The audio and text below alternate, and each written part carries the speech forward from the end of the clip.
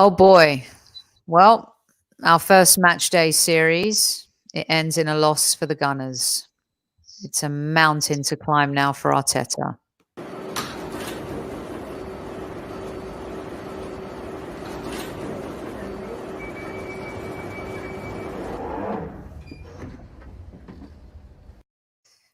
Whoa, KC. I think you and I going into this game, we both had some trepidation, but also some hope that we could pull it together against this Wolves team, especially at home.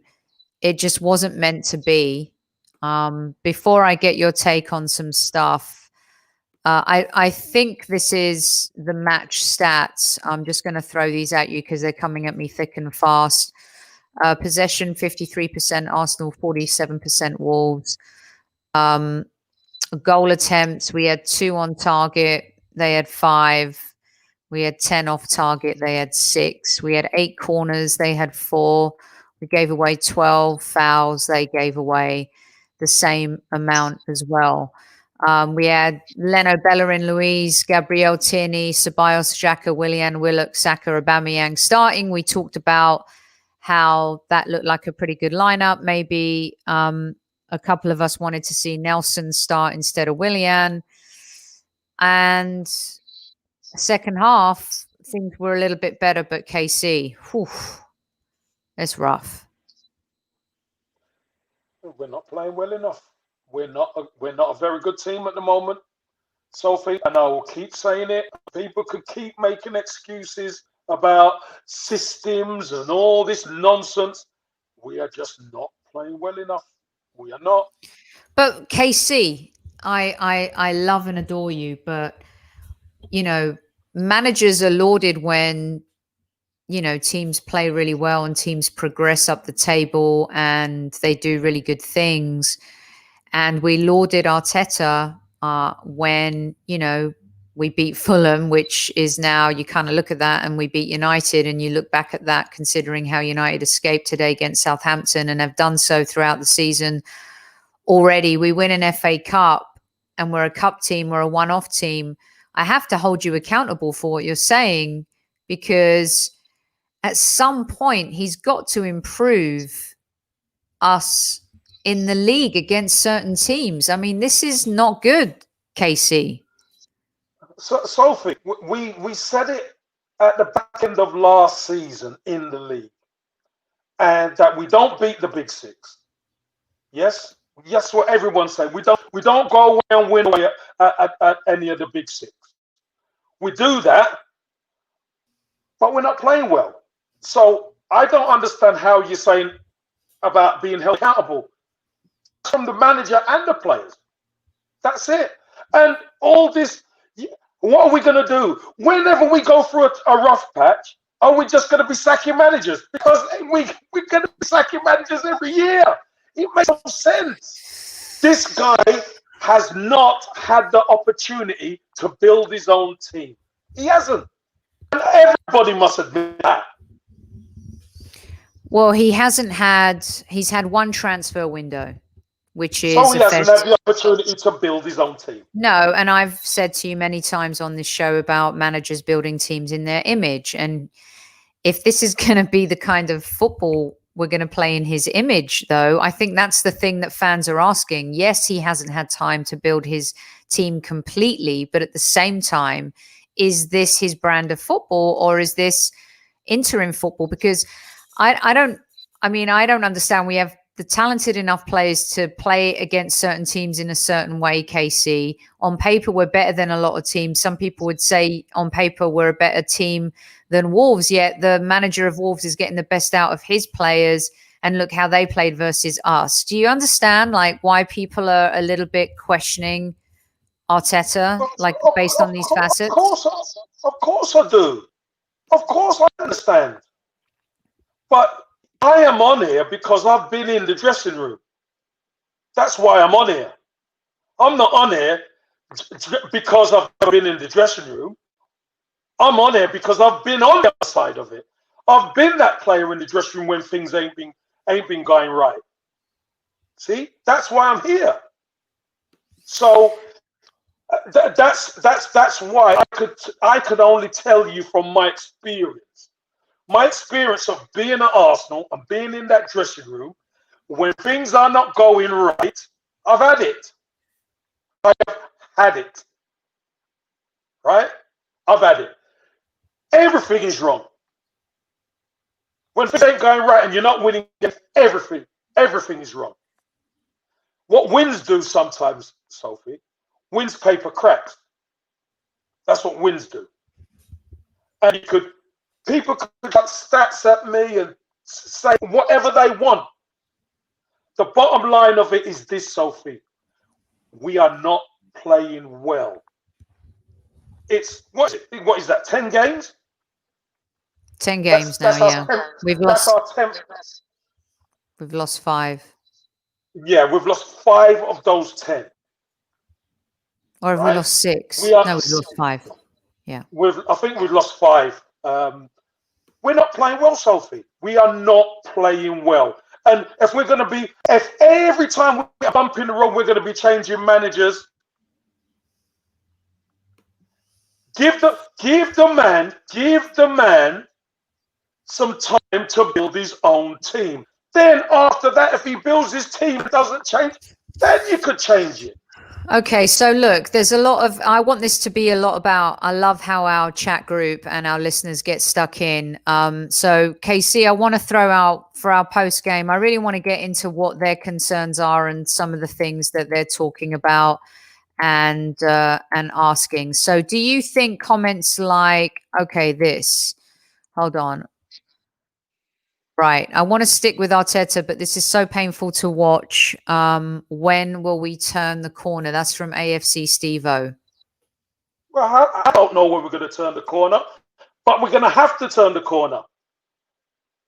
We're going to have to turn the corner. If I knew when we're going to turn the corner, I could tell you. I don't know. The bottom line is this, Sophie. The manager and the players have to work it out. Everybody was crying for change before. He's changed it. It's made no difference. And my point has always been, Sophie, people can talk about systems, etc. It is about the players who go on that pitch. They have to perform. That is it. And we're not performing. So whatever system you want to play, it doesn't matter because we're not good enough right now. This is what a lot of us thought tonight. To be quite honest with you, Aubameyang looked like he gave zeros. It was shocking. I mean, it was really shocking how apathetic he came across in this match, Casey. Is that frustration? Because he's playing down the middle now. This is what, second or third game?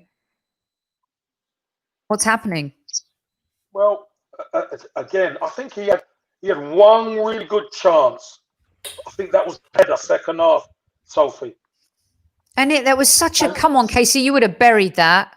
Come on. Yeah, but Sophie, what we got to remember is this. He's not had virtually any chances in the last few games. So he's snatching at. We can't keep making excuses for him, Casey. I'm not making excuses. Sophie, I'm going to tell you again. I am here because I have been on that side. I'm not asking for your confirmation of it.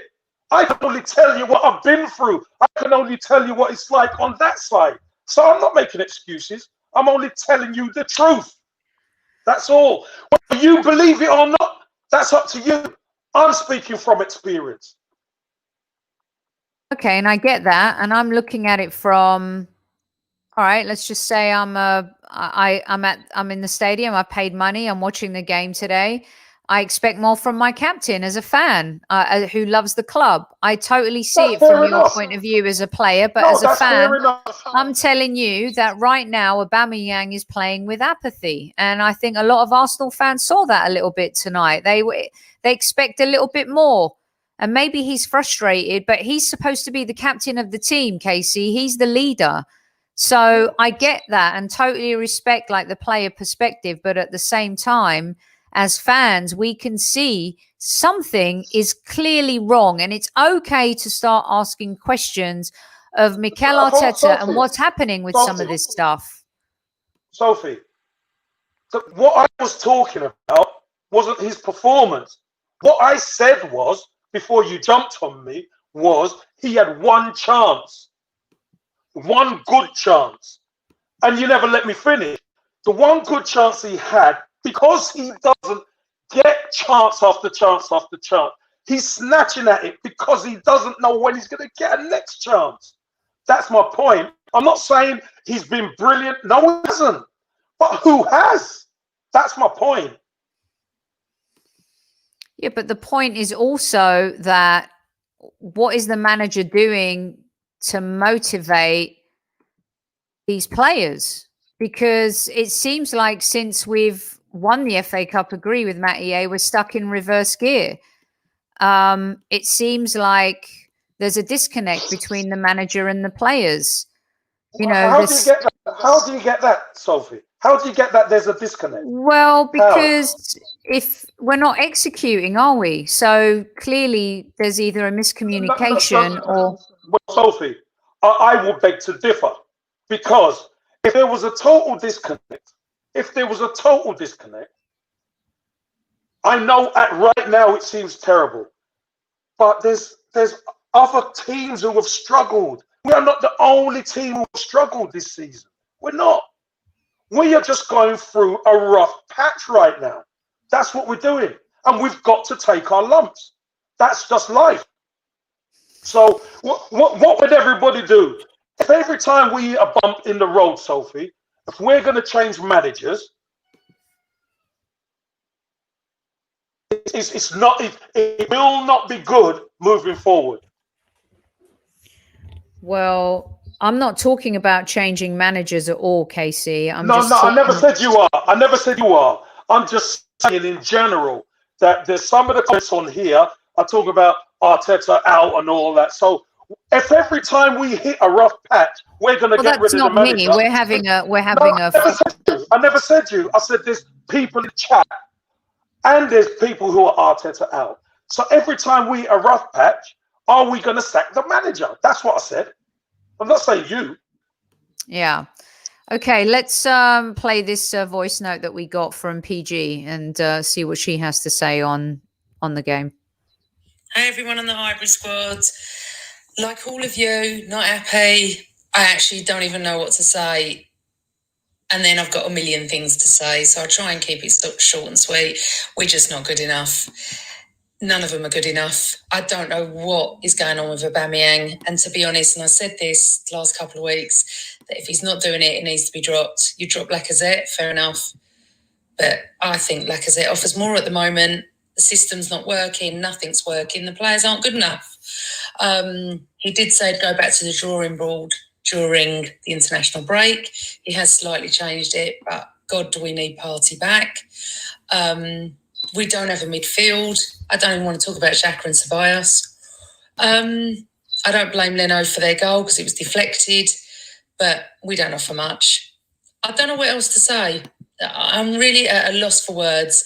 What I'm going to do is I'm going to watch his press conference and then I'll voice again, so you'll get a bit of info of what he said. I'd say enjoy the show, but I think it's going to be more that we're generally pretty miserable. And 14th in the league with that lot on top. Happy the end of November. I think that's what always makes things worse, Casey, is when your rivals are doing better than you. You've experienced this in your career at times. You've played for the Arsenal, Everton and other big clubs, Forest. And it's not easy. I think also to start relying on this just being a Partey thing, Thomas Partey coming back and being in the squad. It's not about that, guys. It's like we're always trying to put band-aids on things and make things right when really there's so many things that are broken about this team and still about this club. Let me ask you this. Did you think things changed in the second half at all when the substitutions were made, Casey? What did you make of that? And did you think they came early enough?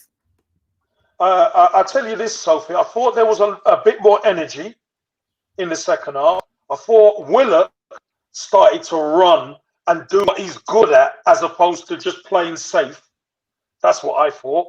But there was a severe lack of quality, Sophie. Balls getting put in the box always seem to find a Wolves player. As apart from maybe the one with Aubameyang, and there was one with Saka where he went with his leg and probably should have headed it. If he heads it, he probably scores. But really, apart from that, Sophie, there was nothing else. Nothing else. Well, what did we offer as a team? Okay, so talk me through this. You're talking about, you know, if I'm going to kind of call out Aubameyang for looking apathetic and looking like he was really not leading the team by example or in the second half, and there seems to be some type of apathy that spread through this squad. I've asked you before on the show and questioned Arteta's man management in the sense that I'm just calling it as I see it. I'm not an Arteta out person by any stretch of the imagination. But when you have Pepe speaking out on his international break, you have Ceballos and Luis fighting, you have Willian going to Dubai without telling his manager where he's gone. You have, you know, stuff leaking from the training ground. I mean, these things, don't you feel like, you know, the Ozil thing's still in the background? I mean, I don't understand it. And then, you know, he's supposed to be this open and fair new cool manager, but yet he's playing favourites like Bellerin. Come on, Maitland-Niles deserves a shot in this team now, no? So Sophie, I've already said, look, I've already told you, there's certain players who the manager will treat a little different than the others. That's normal. Everyone doesn't get the same treatment. Even at a job, everybody doesn't get the same treatment. So thinking that everybody gets the same treatment, you're wrong. You are totally wrong. Now, what did Arsenal offer? As I said, Arsenal offered a bit more energy in the second half, and they were playing forward a little bit better.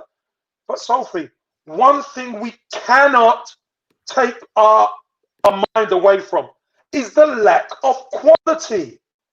There is a lack of quality. Okay. It's that simple. Okay, so there was a lack of quality the lack of quality came from the Wenger Gazidis era, correct? Most of it. Sophie. I'm not even going to talk about that. I'm talking about the here and now. Forget all that what's gone. What's gone is gone. We've got to deal with the now. What we saw out there on the pitch is a lack of quality. They showed a little bit more effort in the second half. Mm. To unhinge a well-organised Wolves team, you need a bit of quality. And we had no quality, Sophie. We had no quality. The one bit of quality, real quality we had, was when William put it in the box and Gabriel got the header. That was a real good piece of quality. Good cross, attacked the ball, headed it in. Fantastic. Apart from that, yeah, he should have scored his opportunity. Saka should have scored his opportunity. But we've been there before, haven't we? When we're not clinical and we don't take our chances. You dodged the question. You dodged the question I asked you in that. I've dodged what? What have I dodged? I asked about Arteta's man management and if that is starting to have an impact on the team, because these results. No. I've said no. I said you could say that, Sophie. Of course you could say that. Anybody could say, is it? You're asking me my opinion. And when I answer you, you don't like the answer. And that's not fair. I can only tell you my opinion, just like you will give your opinion. My opinion, it isn't what Arteta's saying to the players. It's what the players do on the pitch. It always is. So the team that won the FA Cup and the team he inspired to winning the FA Cup, and I keep coming back to this because it's the same players that ain't doing it now. Why? Why? You're asking me because players ain't playing well enough. That's why. So you can't say to me he can inspire them in an FA Cup, and then all of a sudden he's not inspiring them in the league. It's the players. Do you think the last two games would have been different if Partey and El Neni were playing in midfield? Possibly, but I don't know because they weren't there. We have more energy in the midfield when Partey and El Neni play. That's for sure. Right? That is for sure. And we can get about the pitch a lot better. But they're not there. So it's no point even saying that. Would we have done this? If it was a fifth, we'd all be drunk. Let's not talk about the ifs. Let's talk about what we actually see. I think this is true from Winston. Our midfield is dead. Oba looks totally disinterested. As a striker as well, we've talked about Aubameyang's only as good as the service that he gets. Also, though, there are certain forward players that ingrain themselves in the game, get stuck into the game, make themselves present in the game, that hopefully inspires or galvanizes the team. It doesn't feel like Aubameyang has done much of that, Katie. In what way? You talk about these things, but tell me in what way? In the way whereas I'm watching the game, I see him maybe chasing the ball a little bit more, being a little bit more aggressive when he's tracking back, trying to win the ball, his movement off the ball. It just all feels off. It all feels a little lackluster and lacking energy from him. And I don't know if he's because he's upset. And, you know, I know that players are a little bit more adult than this, Casey. But again, I'm coming to you as a fan, and that's what I love about our juxtaposition with our conversations, is that you're able to give me the player perspective. But I think Aubameyang was happier playing with Lacazette and Pepe as a front three. And I think since that, but Apple people didn't want has been it. upset. Yeah, people didn't want it. People wanted change. So it was. No, but they never asked for change. They asked for change mostly, to be fair, in midfield and defence. Sophie, let's be honest here. A lot of people were talking about we've got a Golden Boot winner playing left hand side. He's got to be through the middle. Did we get yes or no? I heard that from many people. You put through the middle. The problem is we're not playing well enough. We are not playing well enough. So whether Aubameyang plays left, right, through the middle, we are not playing well enough as a team. This is the problem. And this is what Mikel Arteta has to fix. He has to get that balance. And remember, it's still same players that he inspired back in the last season. And I can guarantee you he cannot believe what he sees.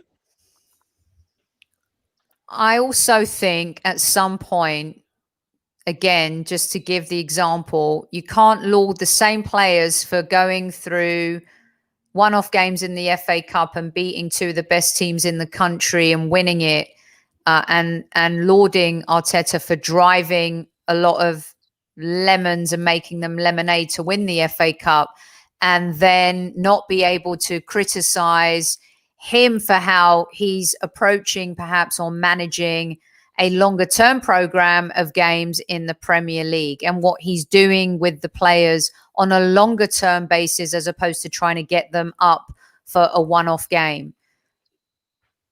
That's where I'm coming from. Yeah, but who said you couldn't? Who said you couldn't criticize him? I never. What I'm saying is, Sophie, I'm saying it's the same players he inspired to perform. The fact that they reacted to him and stepped up was great. Everybody agreed it was great that they stepped up. New season is a different story altogether. Everybody goes away and they come back, and now we've got to start doing it again, Sophie. We've got to start doing it again. And again, these players are proving they can't do it. Sorry to say it, but they can't do it. They could do it in a one-off, but they can't do it regular, week in, week out. Whether that's the culture, what Arteta's trying to change, whether he's got players there who are not going to change regardless. But until Arteta gets the players in that he chooses, he's still playing with with a light deck, in my eyes. Okay, so we're in the bottom half of the table.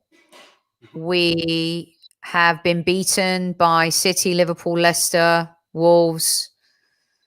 We have the North London derby coming up, which of course can be a completely different game because at the end of the day it is a derby. Mourinho has already beaten Arteta once.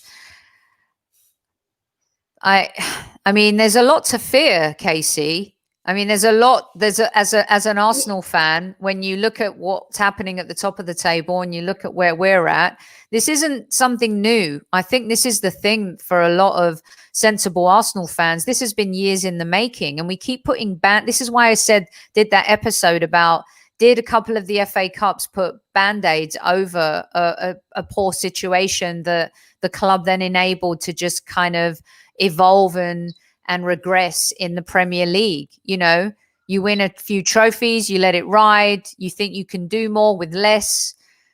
We're paying a huge price for not investing. Sophie, look, all the narrative you mentioned is valid. I said it once and I'm going to say it again, Sophie. For all those years previous, when you looked at Arsenal, you knew we needed a centre half and a centre midfielder, didn't you? Every time you watched Arsenal, every time. Now, finally, a manager's come in. The first thing he's done, he's got a centre half and he's got a centre midfielder. But there's so much more. This team needs. This squad needs. There's so much more. The culture has been defunct from before Arteta got to the club. Let's be brutally honest. It's not Arteta making it this way. We've had bad spells under all the previous managers. So Arteta has to come in and change it. Because the first sign of madness, as they say, is to keep doing the same things. Right? You don't change, you keep doing the same things, it's a sign of madness because you can't expect change. So until Arteta starts making changes, he's got to be backed. We know that. So has all the managers been backed properly? Probably not. Has all the managers from the Wenger time to Unai Emery bought the correct players? No, because Arteta had to go at a centre half and a centre midfielder. That should have been addressed a long time ago. Yes, it should have. But he's the manager now. Yeah. Okay, let's take a look at this question, and we're going to get a quick soundbite from him if you guys want to stay. We've got a ton of people in chat right now, Casey. It's all kicking off. So if you have a few spare minutes, do you have a few spare minutes to spare? How long are we talking? Because it's 10 minutes. Yeah, definitely. Yeah. Okay. All right, cool. It's a rough patch, but this will end at some point. Nobody knows when this will be. The season, I expect us to hit the lowest point before we get up again. I think a lot of Arsenal fans are waiting for the next shoe to fall, and that shoe would presumably be, or not presumably, hopefully not be against Tottenham Hotspur, Casey. What are fans going to do in terms of this supposed it's going to get worse before it gets better? And how do we stay united as a fan base? We're not, Sophie. We're not going to stay united because there's already divisions. But this is what happens. This is what happens. So, and again, this is people true. talk about it. This comment's true. I made this point on our show earlier this week too. His Premier League record and his Premier League standing compared to the others so far is pretty poor. He's been poor in the Premier League, Casey. Sophie, and I agree with you, Sophie. But listen, what do you expect him to do? He's got to change it because for all these people talking about this one's record and that one's record, we haven't qualified for the Champions League in how many years? So it's the same. We've been asked to go into the dressing room as part of one of our new series. Wish we could go into the dressing room. If you could go into the dressing room, Casey, you were a leader in that dressing room right now. How would you play this? How would you play it? Take me into the eyes of the player. That's too easy to say. I need to be around it longer than just going in the dressing room, because you've got to get to know people. You can't just go in the dressing room and think you know. You've got to go in. You've got to go into the training ground. You've got to see how the players react. You've got to see when things are good, and you've got to see things when they're bad. And then you're going to get a gauge of how the players are. All right, but I'm asking you now, based on you're in this team, you're in this squad, and we've just lost. I'm not, Sophie. But I'm not. So I can only speak about the experience. No, this is the truth. I can't tell you what these guys have in their head. I can't tell you that. I can only tell you of the experience that I have. Well, you were very vocal, and you knew how you felt when Bellerin said that Alexis Sanchez had too much of a winning or mentality, or whatever the comment was that he made. And he made that 2 years ago, and you had posted it. So you put yourself into that mindset, and that offended you. So I put myself into the mindset, Sophie. Let me just say this to you. I put myself into the mindset. If you're in that Arsenal dressing room, what are you in there for? Are you in there to win, or are you in there to pick up money and enjoy bits and pieces? You're in there to win. Everything should be geared to winning. That's why I took offense, because that's the only thing I knew when I was at Arsenal. That's my point. So to me, Sophie, that mentality is foreign. It's foreign. I would like you to answer this one. Do you not think other teams raise their games against us? Teams have no fear against Arsenal. Do we think teams see us as a pushover these days? I mean, I think that so many teams, Casey, again, from the fan perspective, some games now I feel like I go into and I think, wow, this doesn't feel good. It's just so wrong. I feel that way, let alone the players. Sophie, let me tell you something. I've said it before and I'll say it again. We are soft. We're a soft touch. Now, if the players are not committed to winning and to doing the hard stuff, because you know what, Sophie? Football's a hard game. It's a hard game. And if you're not willing to do the hard work, it will show. Because when you go across that white line, there's no hiding place, Sophie. That's why, as you said, you're a fan and you're looking at the captain, and in your eyes, the captain is playing with apathy. He's not doing it. I could say that about the majority of the players.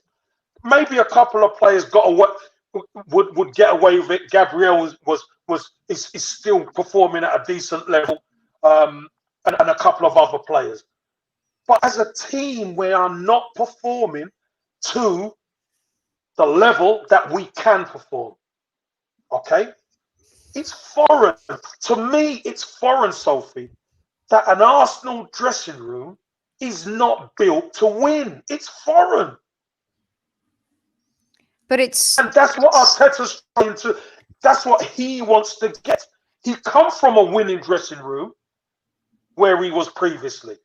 He wasn't manager, but he is manager now, and that's what he's trying to build. He's trying to build that winning mentality and culture. And you know what it might take? It might take to get rid of almost everyone in order to get it.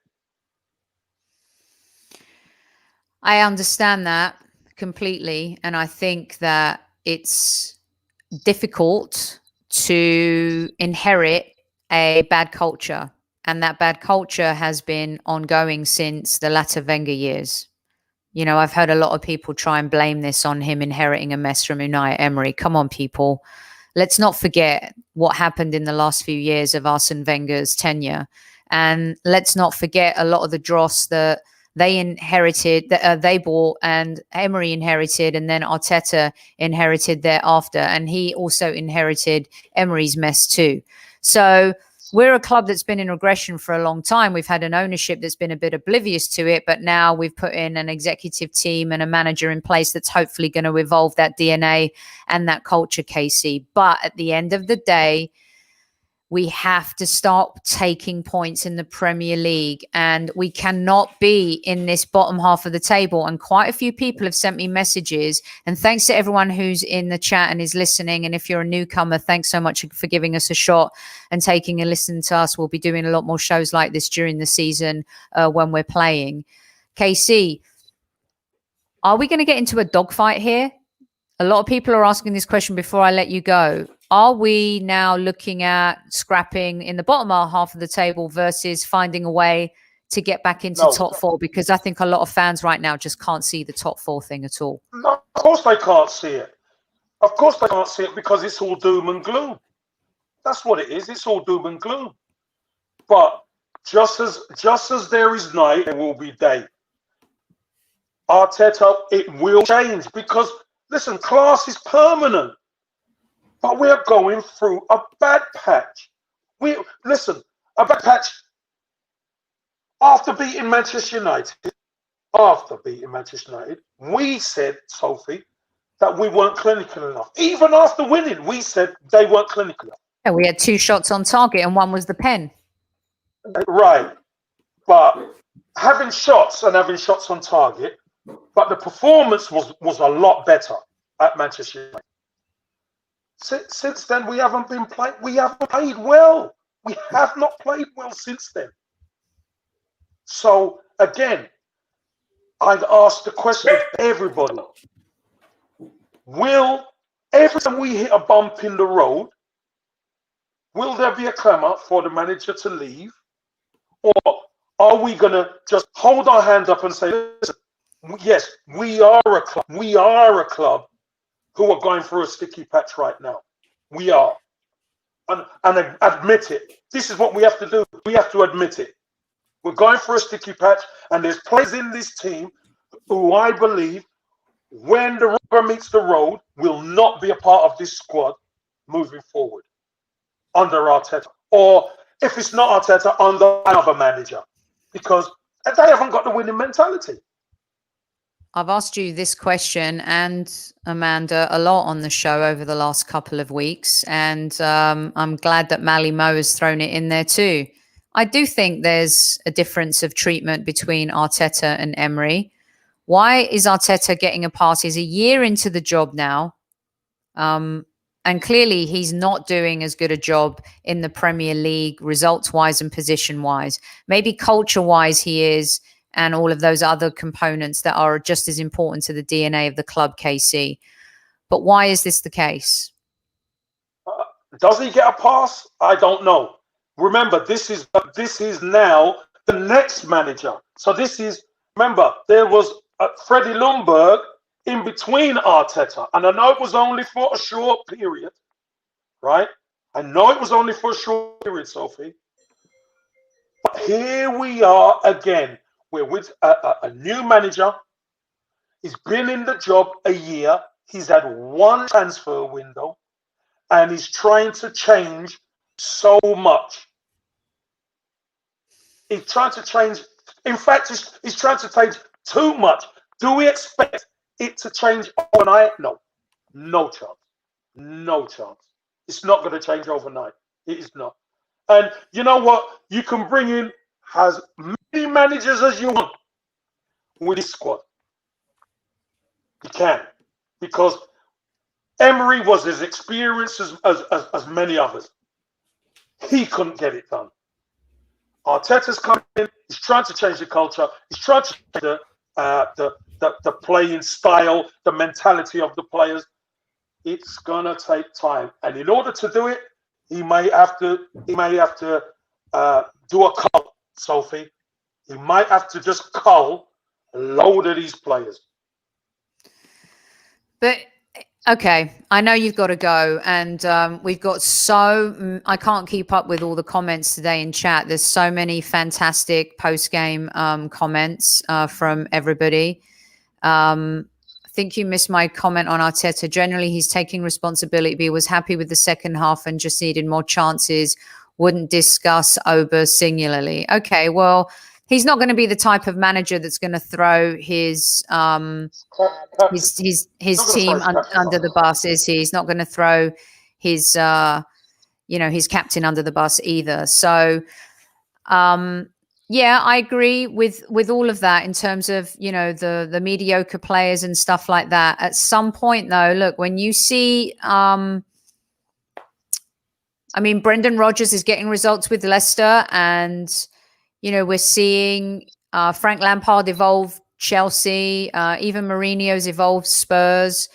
At some point, we've got to be more than just a cup team. Arsenal Football Club are going to be judged on the Premier League. And I know that Arteta needs time. And I'm not saying he doesn't deserve the time. I just think he just needs to start getting better results and trying to find a way to get out of these players what he was able to do in the FA Cup, Casey.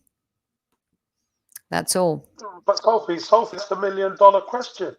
The players have never really done it. The players have never really done the consistency one. So how you expect Arteta to all of a sudden magic these players into be consistent in the league? I think you're asking a bit too much. Okay, actually, Omar, you're right. He did rip Pepe last week.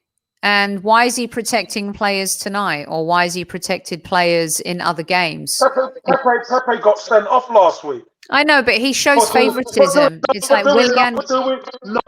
Doing something stupid. Well, he did, but you don't call him out either. He's a young player. That's why he got called out. He's the one who's been asking for, I want my chance, I want my chance, I want my chance. Then when he gives him the chance, he does something stupid. That's not right. I understand, and I agree with Mikey. The seniors at our club are a disgrace. We're still riding on a lot. It's true. There's a lot of comments coming through about Arteta. They're all mixed. Mostly people are being super sensible. And, I feel like this is starting to become a conversation in terms of the players. And I do think he's got to be really careful, Casey, because he is starting to show a little bit of favoritism here and there. And we've criticized managers like, I'm not saying he's Mourinho, but we can't criticize other managers for throwing their players under the bus or treating players a certain way and then, not holding Arteta accountable. He seems to be really super protected. I don't know. He seems like he's got... Who isn't holding Arteta accountable? I think there are a lot of fans that are looking past some of his choices and actions, to be quite honest. I think that's evident. But that's fans. Me and you are talking now. When you mention it, am I not holding him accountable for the league performances, do you reckon? I don't think you've been hard enough on him, no. Hard enough how? In terms of him being more accountable than the players. No, I've always said this, Sophie, and tell me if I'm wrong. Because if you haven't remembered this, I said the buck stops with the manager. But what he has to do when he prepares them, Sophie, the best thing he could do is prepare them, and when they cross that white line, Sophie, they have to perform. That's all. That's the only thing I say. That is how it works. I understand. I get it. But I do think there's been, and we got to wrap things up here. I know you got to get on a flight and stuff like that. And thanks so much for joining me, Super Kev, on our first match day post-game show. To everyone who's tuned in, fantastic comments. I just wish, Sophie, we could have had a win and people would start feeling better. But listen, the questions will keep coming. Of course the questions will keep coming. Because whenever there's defeat, it's problems, Sophie. That's why there's a saying: "Winning cures all." Because when you win, people forget any discrepancy, anything that's not going right.